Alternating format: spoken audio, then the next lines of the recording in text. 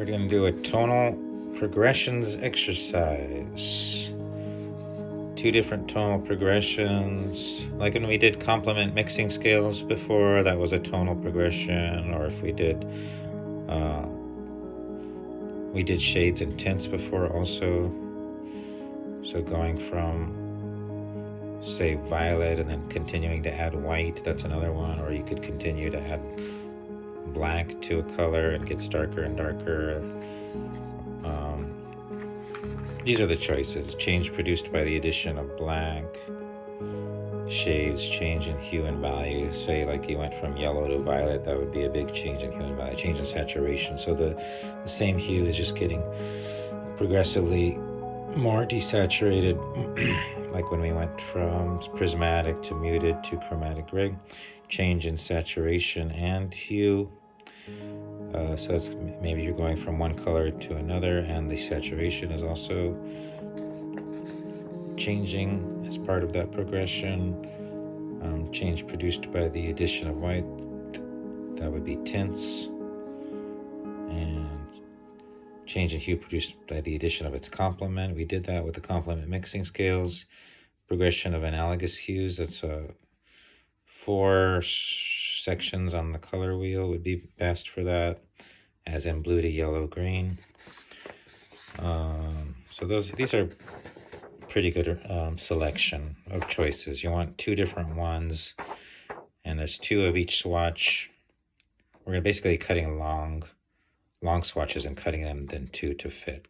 These are 2 inches wide, so we're going to cut 4-inch pieces that are 4 by ½ inch, and then cut them in 2, and have, so you have some for over here, and a piece for over here, and a piece for over here. The supplies that you want your palette, you want your brushes, everything clean. Make sure everything's clean ahead of time, clean water. You need your ruler, you need your glue, you need your X-Acto knife, you need several blades. They're going to get dull, so you need to change them every few cuts. You're going to have a pencil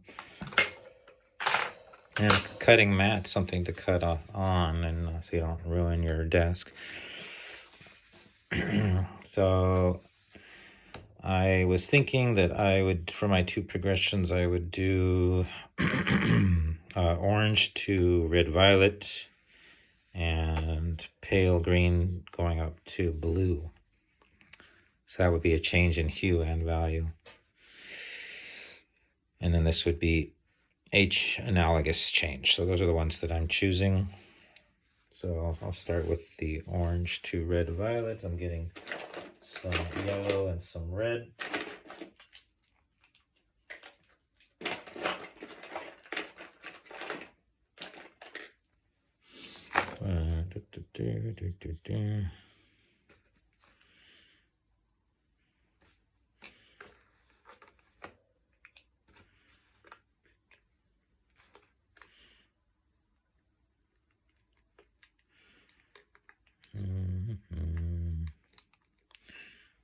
Do that. Maybe I'll use, I have a lot of this. Maybe I'll use that and then go to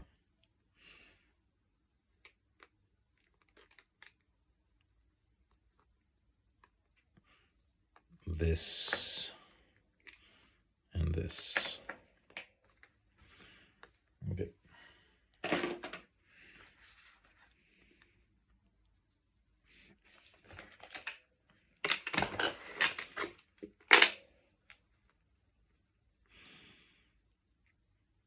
All right, so I'm gonna, this is my warm red, but I'm gonna call it my orange because it's orange. It looks orange. And then I'm gonna go to red-violet. So that's, here I'm using my cold red.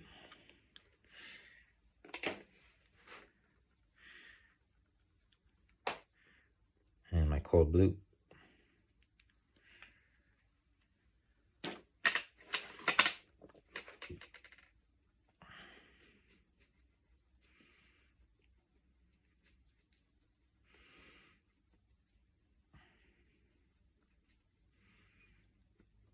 We're painting swatches on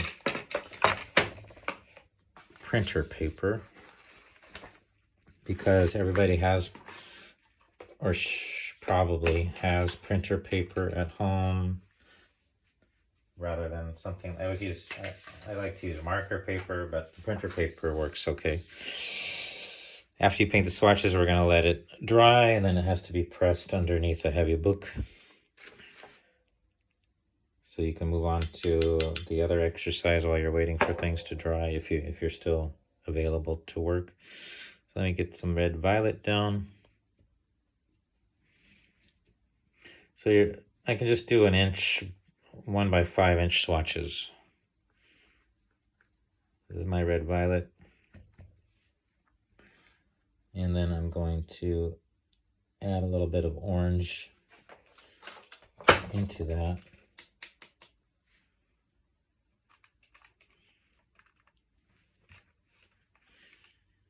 Okay.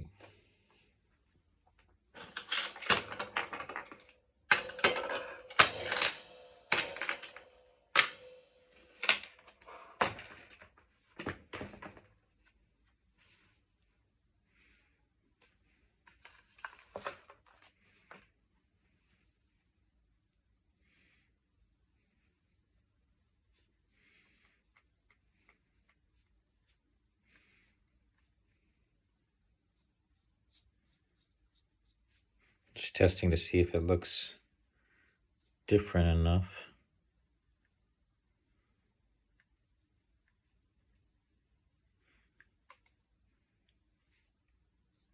I think that looks different now.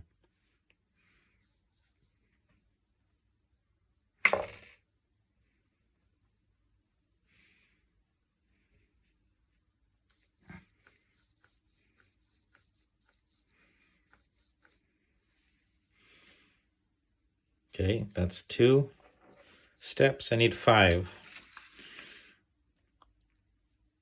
Let's see if I can get them all on one page.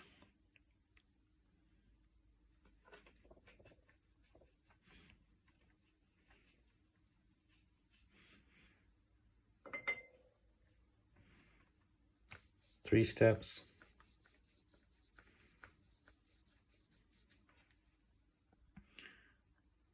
And then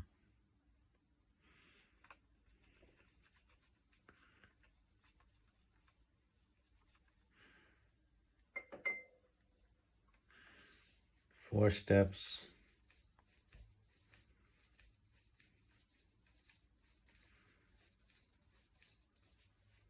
I can't get them all on one page, but I think that looks different enough than that. Maybe I'll go a little bit more orange on top.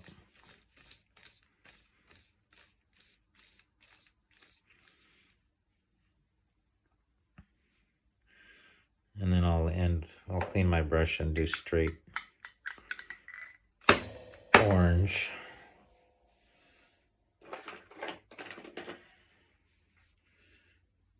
For the last stripe.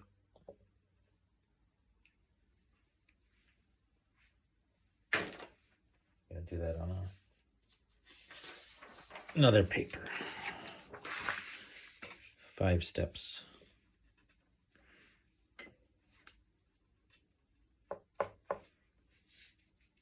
Yeah, that looks definitely different than the previous one. So that's the pure prismatic orange or warm red. Okay, cool. So I feel like I got 5 that look different. These 2 are kind of close. Maybe I can do one more on this page. Just I'll touch it into my red just a little bit. Let's see.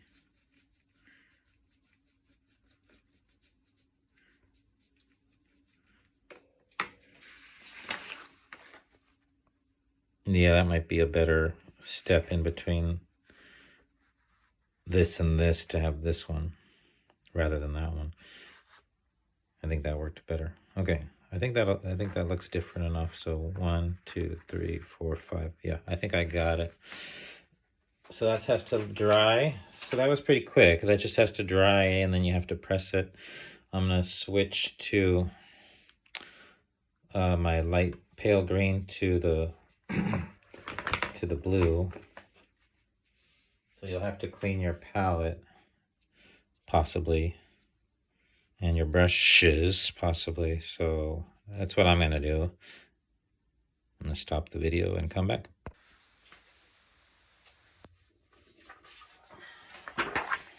Now I want to paint pale green to blue, change in hue and value. I'm going to do cold blue, cold yellow. Yeah.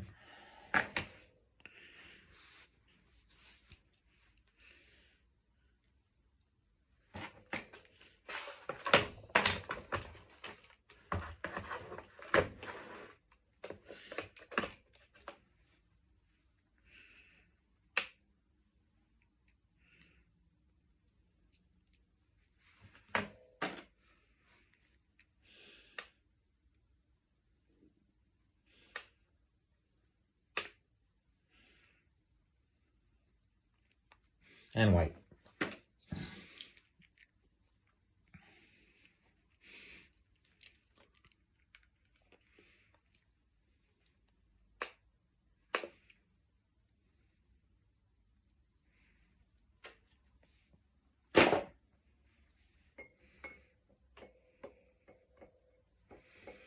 Here's a swatch of my blue.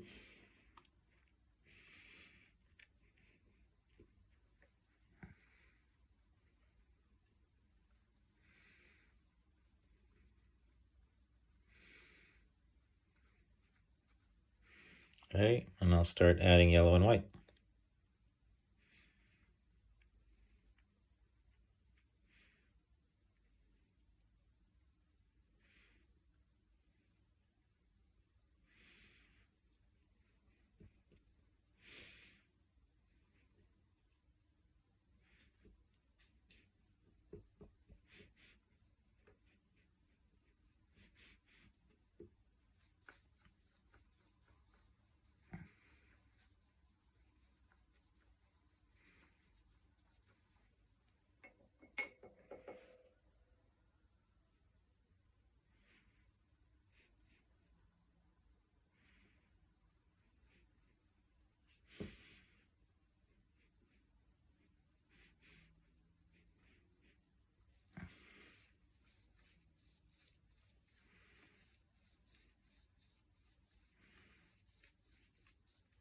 There's 3.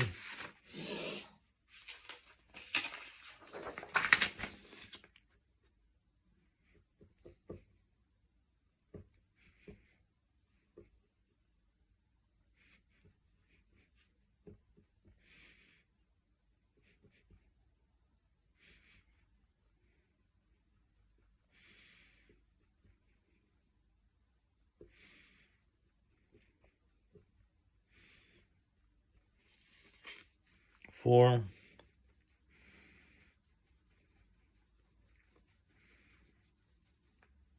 And then 5.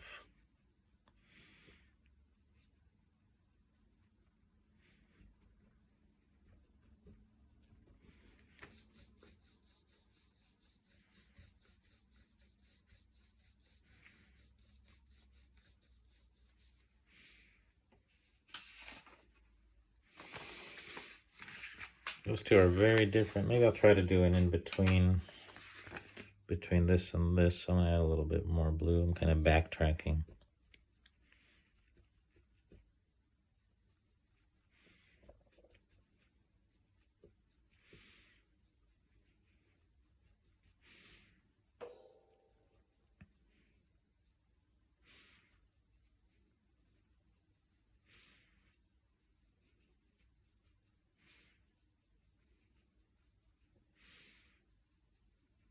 Try that.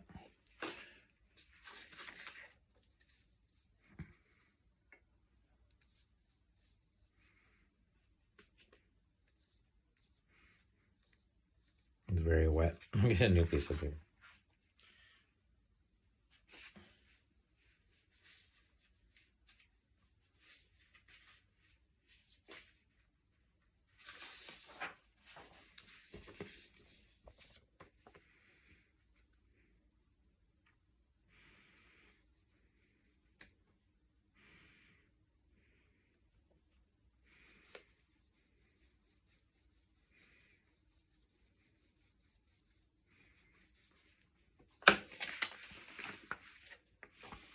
here to there, and then over to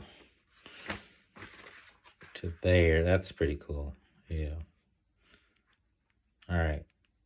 So yeah, what happened is I was doing blue to pale green, and then I jumped a little bit too far between here and here, and I needed to kind of backtrack and do an in-between step. And so now I have 1, 2, 3, 4, 5. Those are my 5 steps.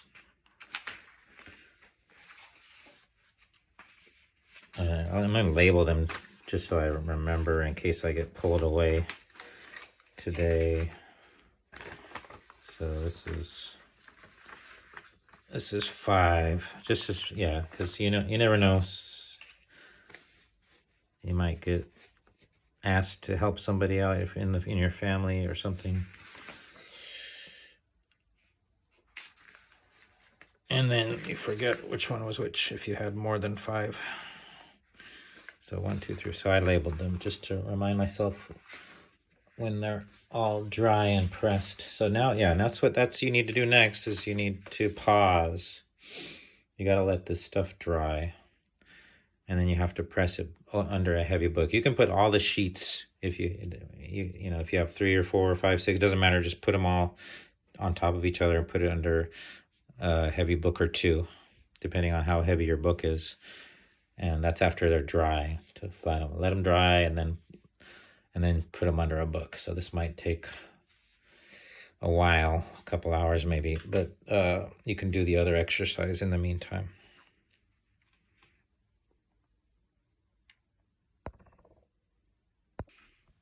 All right, for the tonal progressions, my paper has dried and been flattened underneath heavy books, and I'm ready to cut out my 1/2 inch by 4 inch pieces and then divide those in half.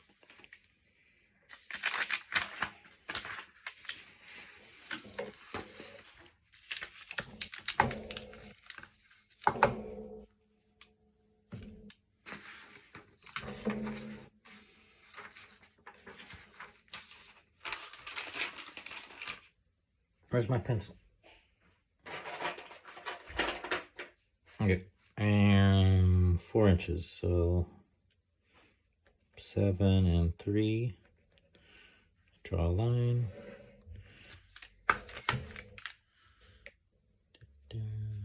Looking for a right angle. I'm marking 1/2 inch. Drawing a line below the first line that's parallel. And then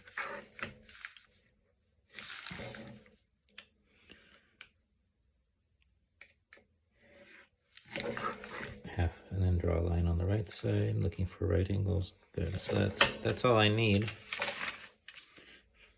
Do that for every color. Maybe I'll do all the drawing first.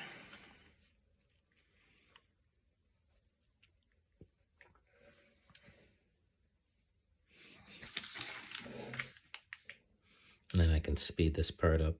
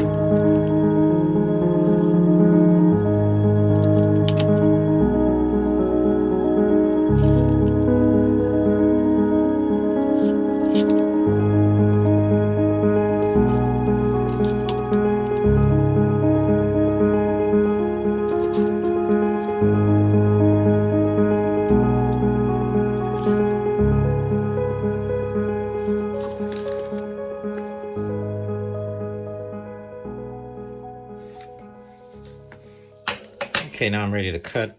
Like I said before, you're gonna need a lot of blades.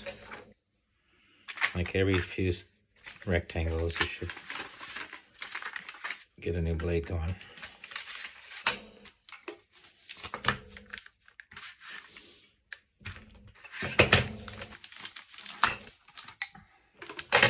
These ones with the cork are a little bit easier to cut with.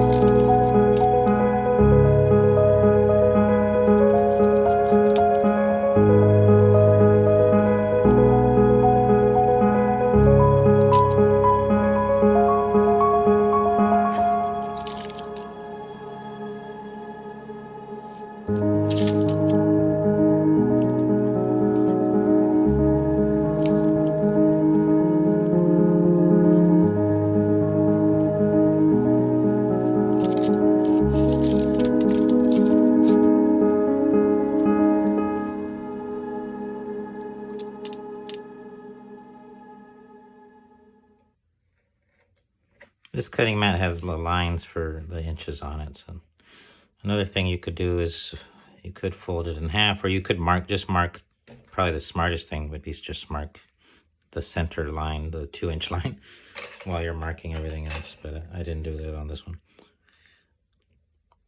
So I'm just using my mat, which has the lines on it.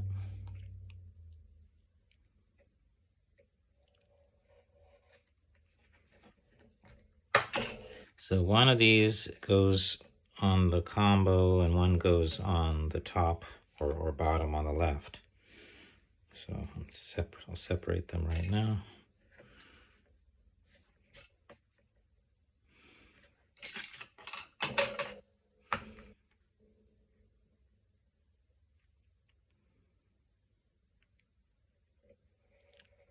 Time to change a blade, I think. Yeah, every few rectangles, I would say change your blade. Otherwise, you'll have like a partial cut and you have to go back and recut in places and it'll be uneven.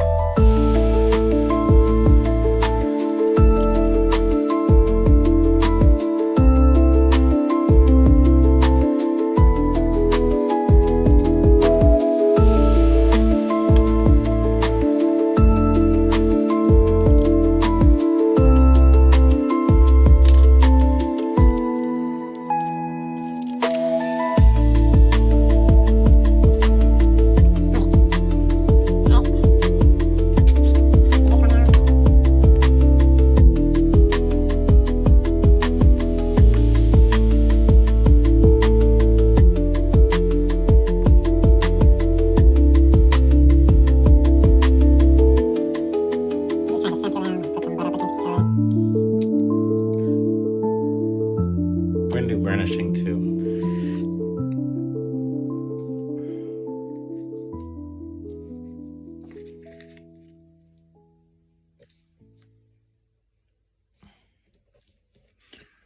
Burnishing, I'll go ahead and do it now. It goes like this. You take a clean piece of paper,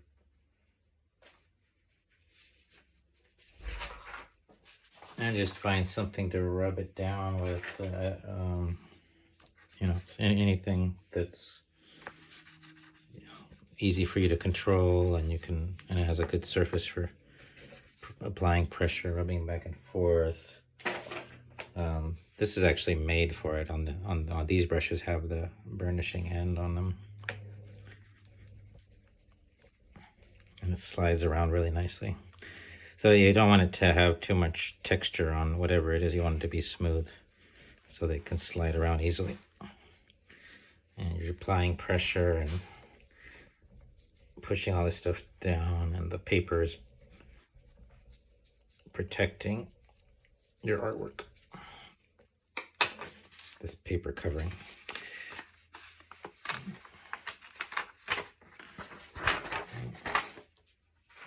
I'll do that again on this one when I'm done, but now we're going to intersperse, intermingle, integrate these two. I had the red on top. I guess I'll keep it that way.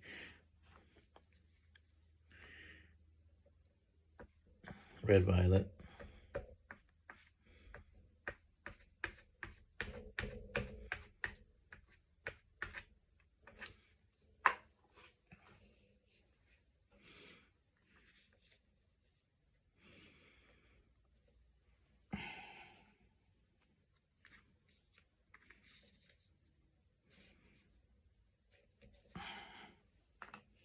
Just double checking I have them in the right order. Oh, I don't have them. I'm supposed to be skipping. These can still move. So, all right. So then the top one of the second progression. All right, and then the second one of your first progression, and then the second one of your second progression, just like that. Intermixing them. All right, now I'm on track.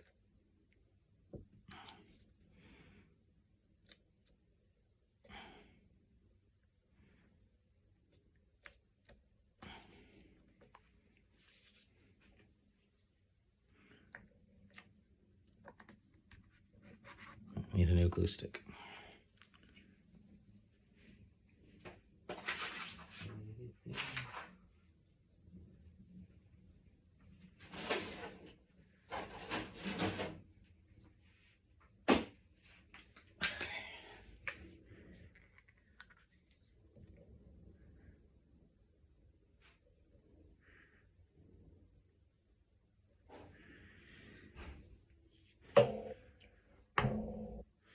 Okay, and then I want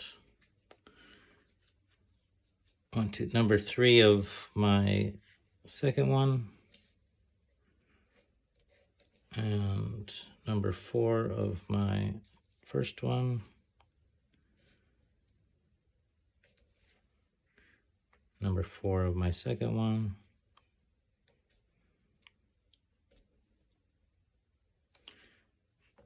number 5 of my first one, and number 5 of my second one.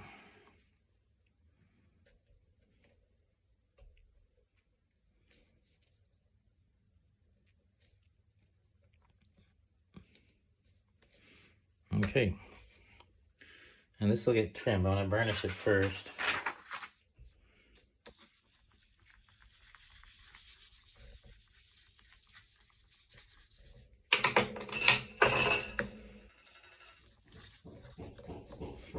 The bigger one's even better.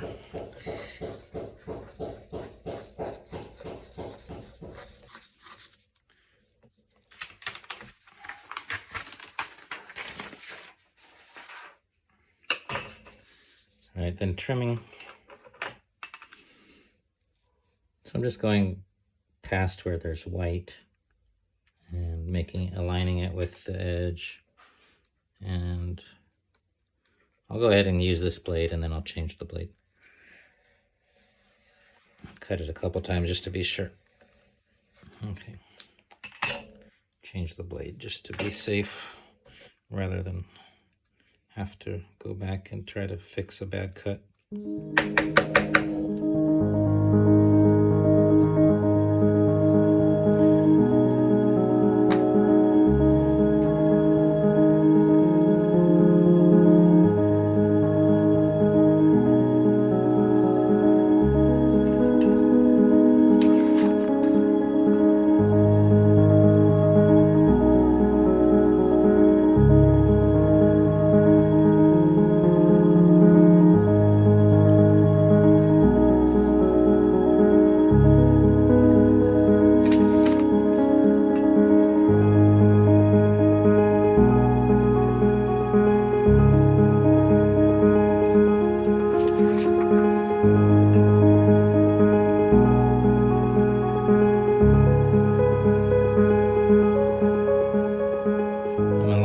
this rather than the paper, because the paper was not straight. The green paper. Okay, so that looks much better trimmed out of there. Save that, try not to do anything bad to that, and or do anything to mess that one up, and then I'll do these.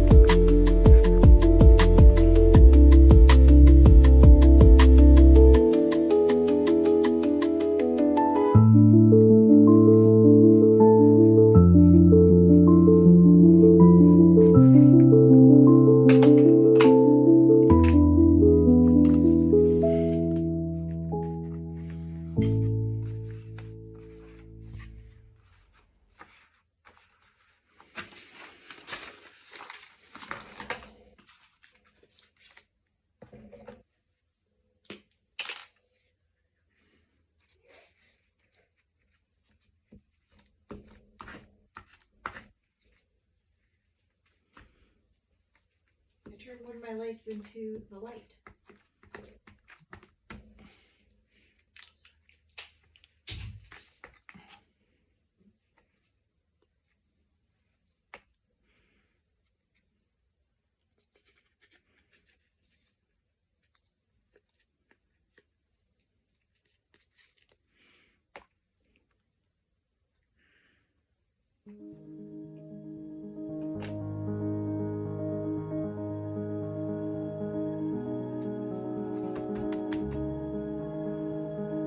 Before I burnish, I'm gonna just get everything on here.